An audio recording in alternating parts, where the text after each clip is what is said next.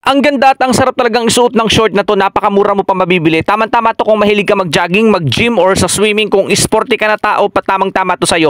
Garterize na nga din pala yan guys, kaya talaga namang walang problema sa size. May dalawang bulsa na nga pala yan sa tigkabilang gilid. Tamang-tama to kapag sa mga stretching yan, magaan kang makakakilos at napaka-komportable guys. Makapal pa yung tela nito, kaya talaga namang safe ka at hindi yan basta masisira.